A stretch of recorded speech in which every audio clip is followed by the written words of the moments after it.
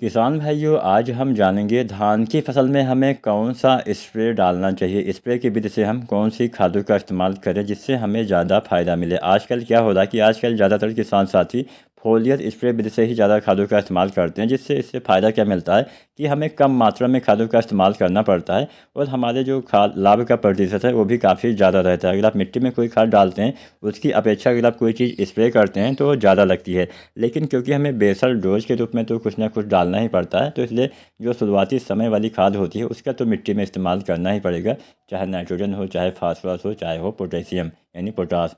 तो यहाँ पे हम आपको बताएंगे कौन सा चीज़ आपको स्प्रे विधि से देना है। स्प्रे विधि से यहाँ पे आप बहुत सारी चीज़ों का इस्तेमाल कर सकते हैं।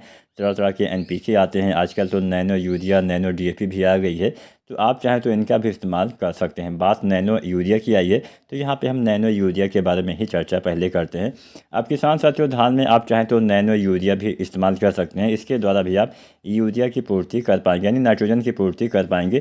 तो मैंने जैसे आपको बताया कि बेसल डोज वाली खाद यानी रोपाई के समय जो आप पहली बार खादों का इस्तेमाल करते हैं उसका इस्तेमाल आपको करना चाहिए। उसके बाद जो आप यूरिया डालते हैं लगभग 20-25 दिन पे और दोबारा से फिर से 40-50 दिन पे डालते हैं, उसकी जगह पे नैनो यूरिया आप डाल सकते हैं, अच्छा लाभ मिलेगा। अगर आप दानेदार यूरिया डालते हैं तो आपका लाभ का प्रतिशत 40 या 50 के बीच में ही होता है, मतलब 50 से कम ही यूरिया वो लगती है जो परसेंट का लाभ का है। और अगर आप वही नैनो यूरिया का इस्तेमाल करते हैं तो इसकी 80% से ज़्यादा मात्रा आपके पौधे ग्रहण कर पाते हैं यानी ज़्यादा लगती है।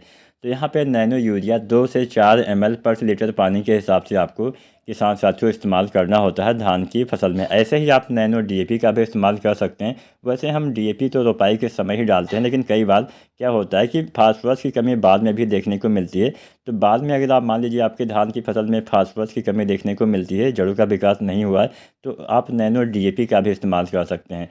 नैनो डीएपी भी आपको वही 25 दिन 30 दिन मतलब कल्ले निकलने से पहले आपको डालना होता है और इसकी आपको वही 2 से 4 ml पर लीटर पानी के हिसाब से मात्रा डालनी होती है। हालांकि नैनो यूरिया थोड़ा सा बेहतर काम करती है, ऐसा मैंने देखा हुआ है। बाकी आपकी मर्जी, आप यूरिया डालिए चाहे नैनो यूरिया। अब हम कुछ जो आते हैं घुलनशील उर्वरक, जैसे आता है एनपीके, इसके बारे में चर्चा करते हैं। किसान साथियों, पहला एनपीके आपको डालना होता है 19-19-19।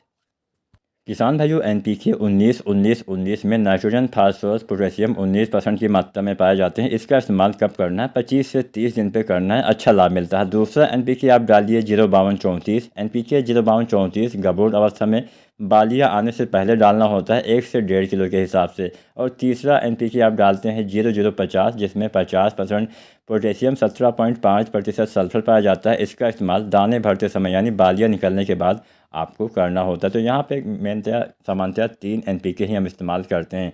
इसके अलावा बहुत से किसान साथी बोरोन का भी इस्तेमाल करते हैं। बोरोन भी काफ़ी फ़ायदेमंद होता है, तो बोरोन का भी आप स्प्रे विधि से पूर्ति करिए।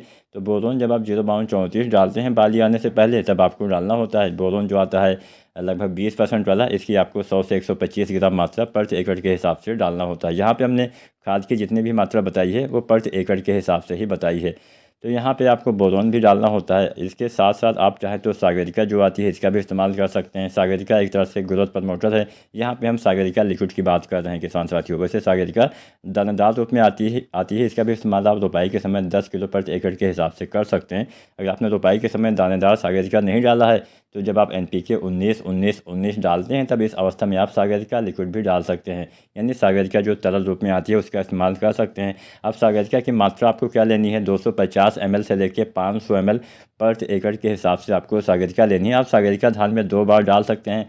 पहली बार कल्ले निकलते समय 25-30 दिन पे जब आप 19-19-19 डालते हैं इस समय, और अंतिम बार जब आप 052-34 डालते हैं गबोट अवस्था में बाली आने से पहले, तब आप सागरिका लिक्विड का इस्तेमाल कर सकते हैं। बहुत से हमारे किसान साथी जिंक का भी इस्तेमाल जो है स्प्रे विधि से करना चाहते हैं, तो ऐसी कंडीशन में वो डाल सकते हैं।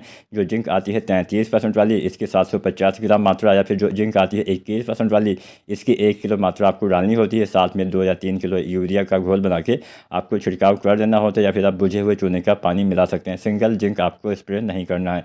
तो यहाँ पे जिंक आपको 2 बार डालना होता है। पहली बार आप वही 15, 20 या 25 दिन पे, और दोबारा से फिर से आप 20-25 दिन के बाद इस्तेमाल करेंगे तो अच्छा लाभ मिलेगा। तो यहाँ पे हमने बहुत सी चीज़ों का इस्तेमाल आपको स्प्रे विधि से करना बता दिया। आपको जो भी अच्छा लगा हो वो तरीका आप नीचे हमें बता सकते हैं। वीडियो पसंद आई है तो लाइक करें और चैनल को सब्सक्राइब करें। धन्यवाद।